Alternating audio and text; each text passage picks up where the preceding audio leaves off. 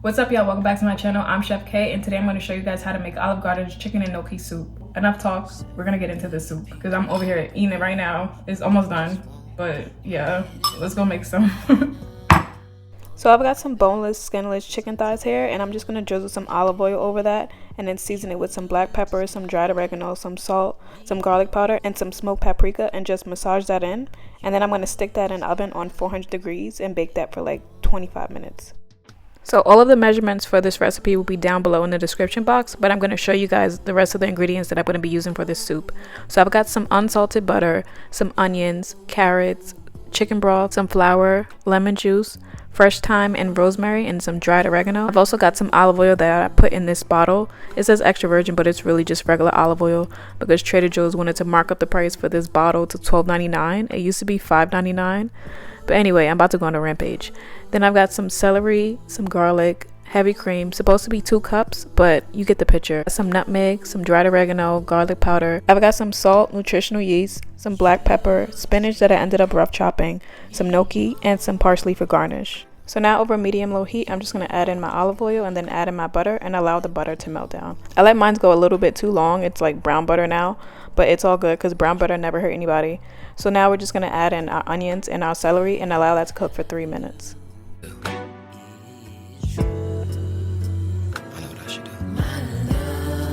I like to cook in layers, so after 3 minutes we're going to add in our carrots and then give that a nice stir, and then we're going to add in our minced garlic. Once we have our garlic in, we're just going to give that a quick toss and then allow that to cook for another 3 minutes. And then we're going to go in with our dried herbs, which is our rosemary, our thyme, and our dried oregano. And we're just going to allow that to cook for another 2 minutes. Now, when you cook in layers, it just adds more flavor to whatever dish you're making instead of just tossing everything in at the same time. So that's the reason why I like to cook in layers. Then we're just going to go in with our flour and add that in and then stir that as well. And this flour is just going to give the soup like some nice body instead of it just being broth-like. Like, you want it to have some body. If you've never been to Olive Garden, the soup has body. The chicken and gnocchi soup, it has body. So yeah, we're trying to give it some body. Low-key, like a little BBL, I guess. But yeah, we're going to add the flour in, and then we're going to let that cook out for like another 2 minutes before we go in with our chicken broth. And then we're going to go in with our chicken broth. I'm just using the whole quart. If you didn't know, a quart equals 4 cups, and this recipe calls for 4 cups of chicken broth. So I'm going to go in with my 4 cups of chicken broth and then my 2 cups of heavy cream. And I'm also going to add in a bay leaf and then give that a nice stir. After that, we're just going to allow that to thicken up for like 5 to 7 minutes. But if it starts boiling, you want to go ahead and turn the heat down because we're not trying to like boil this soup. We just want it to thicken up a little bit.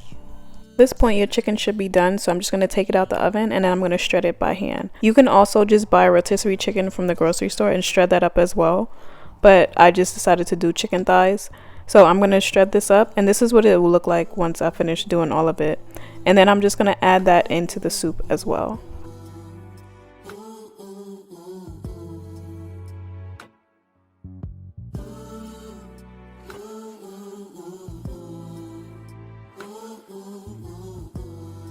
Then I'm going to go on with my seasonings. I've got some salt, nutritional yeast, black pepper, garlic powder, smoked paprika, and I'm also going to squeeze in a little bit of lemon juice as well.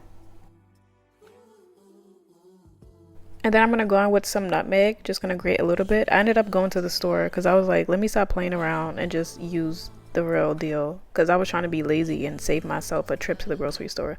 But whatever. Anyway, just grate in a little bit of nutmeg, and then we're going to give it a taste test, make sure it's tasting right. And then we're just going to drop in all of our gnocchi and allow that to cook for 5 minutes.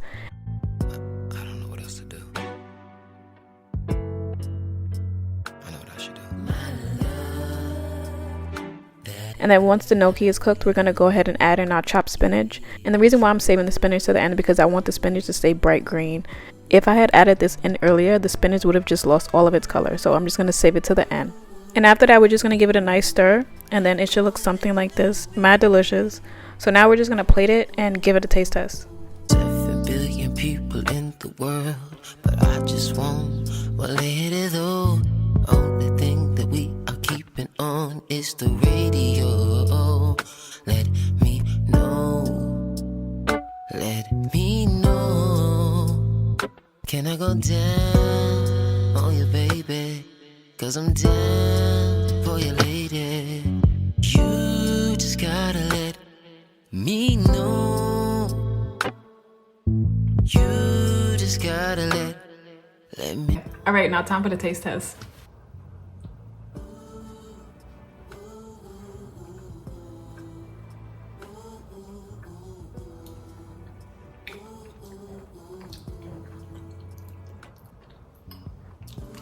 Yo, this is so good.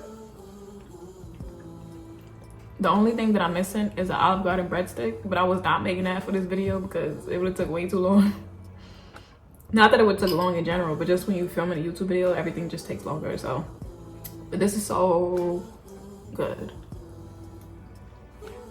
This tastes extra good because I had one mini bagel today and it's like 10 o'clock right now. So I'm starving. And I just took a garden gummy, so I feel it starting to kick in.